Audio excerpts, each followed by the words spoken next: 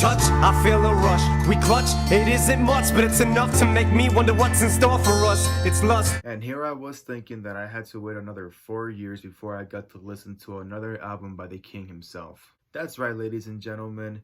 Eminem has done it once again and has again dropped another surprised album called Music to Be Murdered By. It is his 11th studio album and it is a follow-up to 2018's Kamikaze, which also was another surprise album that no one thought would ever be dropped by Eminem ever again, which actually, I guess, boosted up like people like giving a fuck about Eminem again.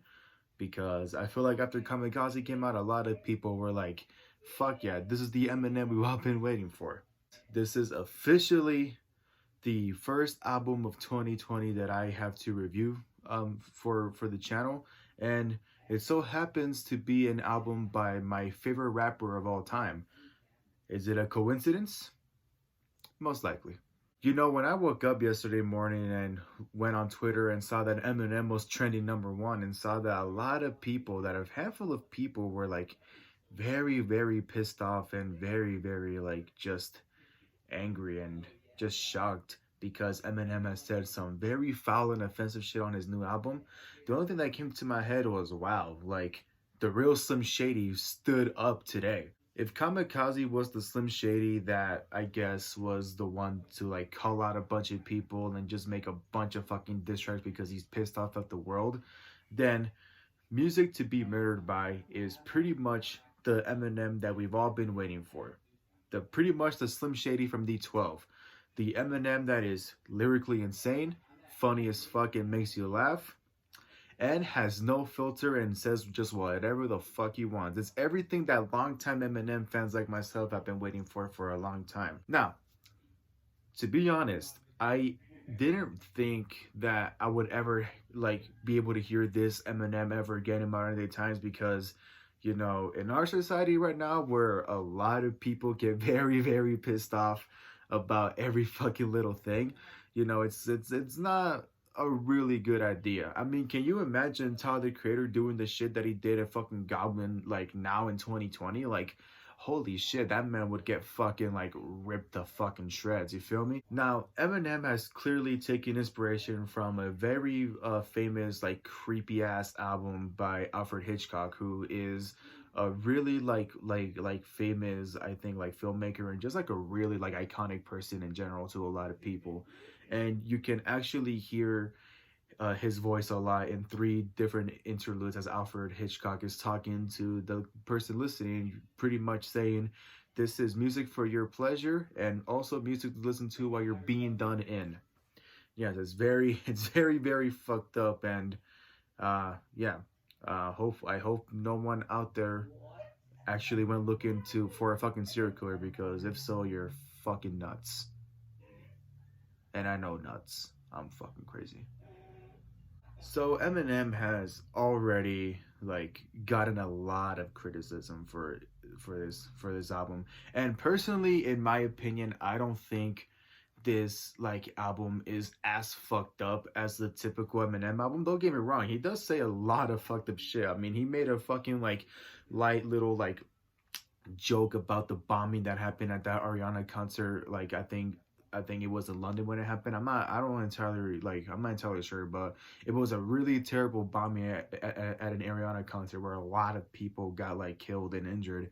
And he did make a really like light like joke about that, which I think it's pretty fucked up. You know, as an Eminem fan, you know, like it's kind of too soon, bro. But at the same time, all the other shit he joked about back then was way too soon too. So it's like, you know, I mean, he made a fucking Columbine joke, I think, a fucking year after, like after the fucking thing happened. And, you know, me being from Colorado, you know, like that's pissed a lot of people off too here. So yeah, I do think that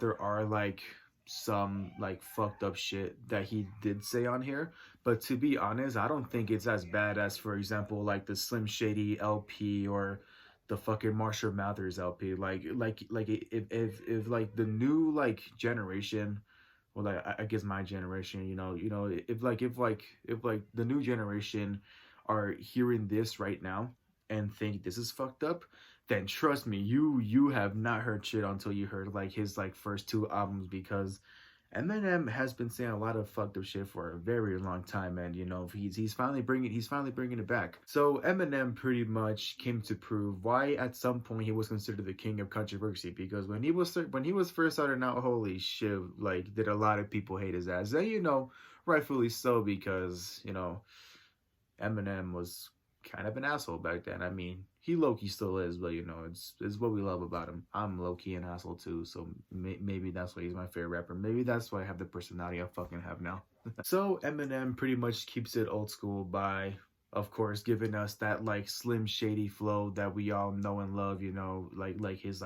His funny personality. Talking about killing people and whatnot. I'm not shitting you. There is a song on this album called Stepdad where he pretty much, I don't know if it's like a real thing. I know he had a fucking stepdad, but I don't think I've ever heard him like talk that much about him.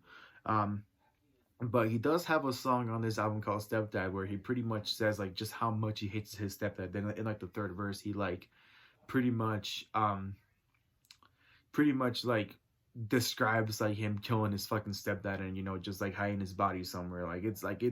It's a really fucked up and dark song. Like a lot of these songs are like really really fucking dark, you feel me? And besides the like old school like killing people he doesn't like, disrespecting women type of Slim Shady stuff, he does take a little bit of a time to bring back woke Eminem for a bit, which I know woke Eminem is the Eminem most people don't like, but I personally don't mind him. I mean, honestly, people just need to like chill the fuck out and just like not be afraid not be afraid of fucking change, I guess. Eminem does bring back woke Eminem, and he does it in a song called Darkness, where he pretty much is talking about the guy that shot up the concert in Vegas, the Jason Aldean concert, I'm pretty sure is what it was. The song Darkness pretty much like makes you think at first that it's like someone like going through like really fucked up like psychological issues, and then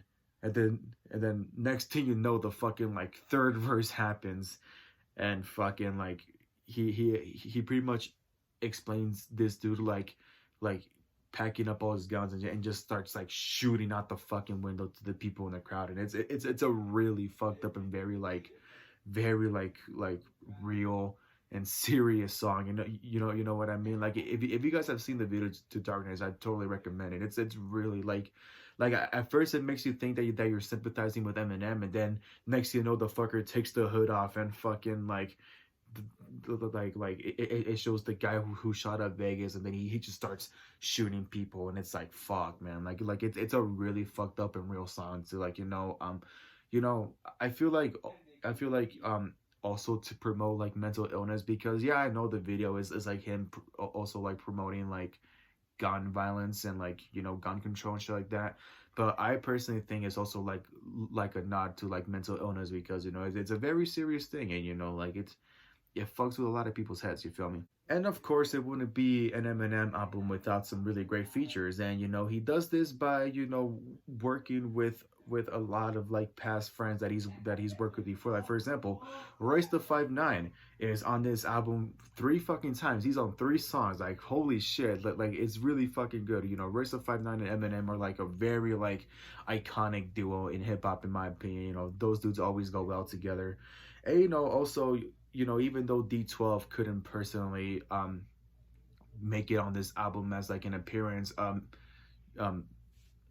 Mr. Porter from fucking D12 is on this album. I don't think he like says anything, but he does have like he does take credit for like a bit of like the production side of the album, so that's pretty cool. And not only does Eminem work with people like Royce the 5'9" and Mr. Porter, but he also works with some pretty iconic like rap legends in the game that I never thought I'd ever hear Eminem work with. Like for example, he has a song with Black Thought, who is a part of like a really really like famous rap group called The Roots, and he also has a song with Q-Tip on his album, who is like the main MC and producer of a really really famous, of a really popular and like probably one of the best like rap groups of all time, called A Tribe Called Quest.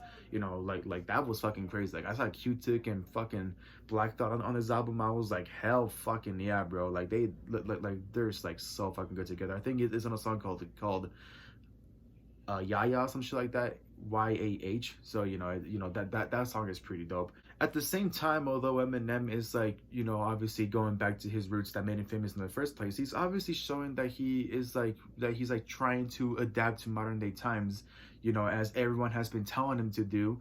And so pretty much he really shows that he's trying to adapt to modern day times. Like for example, you know, Dr. Dre isn't the only person on this album who has production credits. You know what I mean? Like he actually works with a lot of like different various of like producers. Like I think Take Heath is on this album. Like I'm not entirely sure, but Eminem pretty much like works with a lot of like different like modern producers that like made this album sound super fucking good. And he also works with some other like modern fucking like rap stars that no one ever thought they would hear on an Eminem song. Like for example, Young M.A. is on this fucking album. It's the second track. I forgot what it's called, but it's a really good fucking album. It's a really good fucking song with Young M.A. I haven't really heard much of her, but hearing her spit a few bars on this one song, she's pretty fucking good. And Eminem even has a fucking track with fucking Juice WRLD. Like I never thought I'd hear Juice WRLD and Eminem together at all. Like fuck, I don't I just can't believe that Eminem even made a song with Juice WRLD before he passed away. It's on a song called Godzilla, which by the way, Juice WRLD's vocals are fucking great. And Eminem actually like does a really like good like I guess like rap god sort of like style verse in this Godzilla song, because holy shit, like this man fucking went off. Like it's fucking cool. And of course, it wouldn't be an Eminem album with at least one sort of like one or two pop songs. He works with he has a third collab song with Ed Sheeran on a song called Those Kind of Nights, and he has I don't know what number it is, but he has another song with Skylar Grey on this album called Leaving Heaven. Those two always work well together. And yeah, overall, this album is just something that a lot of longtime Eminem fans like have been waiting for, and pretty much reassures all of us that Eminem is definitely not going away anytime soon. And pretty much if anyone ever wants to take the throne away from Eminem, then they'll pretty much have to wait until he fucking dies, because I can't think of a single rapper that can take that crown away from him, like at least right now. Maybe I'm wrong, maybe somebody's gonna blow up soon as the new Eminem, and I'm not entirely sure. But until then, this album is pretty dope. Hopefully he keeps on dropping these surprise albums, because honestly I think it's way better to drop the album by surprise instead of hyping it up. So if you haven't heard Music to Be Murdered by Eminem yet, I definitely recommend this album to any longtime Eminem fans. And to those of you who aren't that big Eminem fans and you want to listen to this album, full warning, he has no filter. Don't get like too offended, because most of the shit he's talking about, he doesn't mean it. And that's just like trying to get under people's skins, pretty much is what he does best. So yeah, I do recommend this album to any of you guys that are big fans of hip-hop and want to hear like probably one of the greatest rappers do what he does best. And with that being said, don't forget to like and subscribe, all that good stuff, and click that bell down below so you don't miss a single one of my uploads whatsoever. And don't forget to stay happy. So dope, full of gold rope. Wanted one though, they were so dope. Was a have not, cause my pockets didn't have knots. I was so broke.